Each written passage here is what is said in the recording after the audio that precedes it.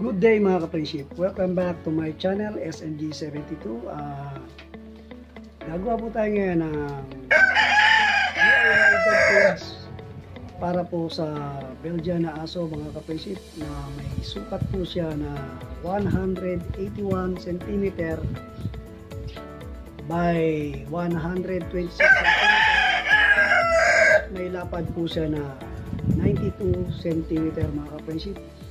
Mga materialis na kailangan natin ay 5 pirasong 1x1 angle bar at 4 na pirasong steel matting mga ka-friendship. At gagamit din po tayo mga ka-friendship ng cylindrical, ang size niya ay 5. So, umpisa na natin.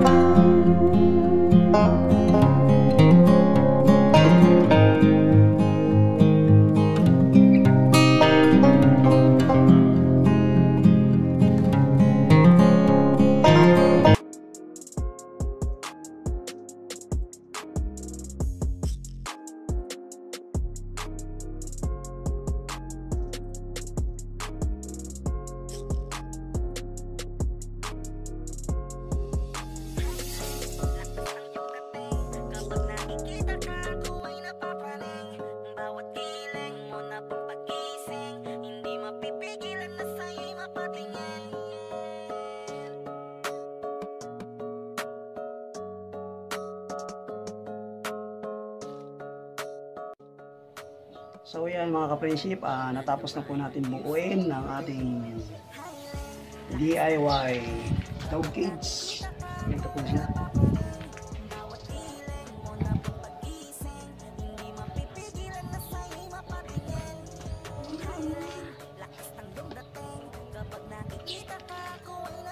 So, kulayan na po natin siya mga ka-friendship ng epoxy primer. Mga ka-friendship, gagamit tayo ng epoxy primer gray, catalyst. Siyempre gagamit din tayo ng lacquer thinner mga ka-friendship, at baby roller. So, higa. Kulayan na natin mga ka-friendship.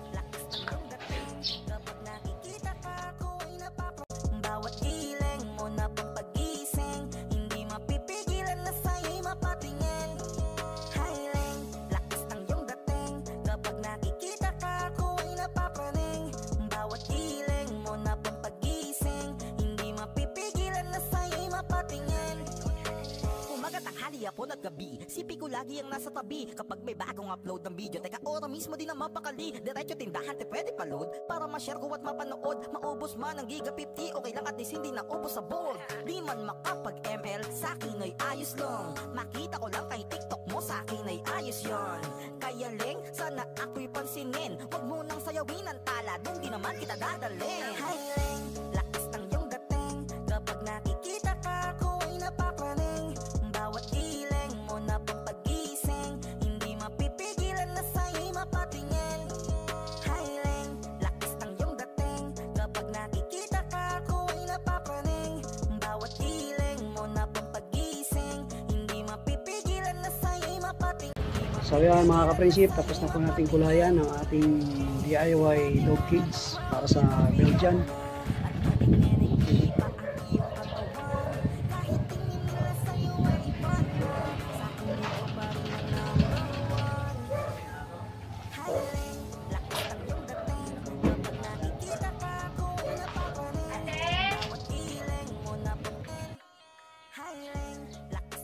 Hi mga ka-friendship, yan natapos na po natin ang ating DIY dog cage para sa Belgian na aso. Sa mga hindi pa po nakapag-subscribe sa YouTube channel ko, mag-subscribe na po kayo mga ka-friendship para lagi po kayong update sa mga susunod ko pang mga video. Please like and share and hit the notification bell mga ka-friendship para lagi po kayong update. Marami pong salamat sa mga patuloy na sumusuporta sa YouTube channel ko mga ka-friendship. God bless po sa inyo.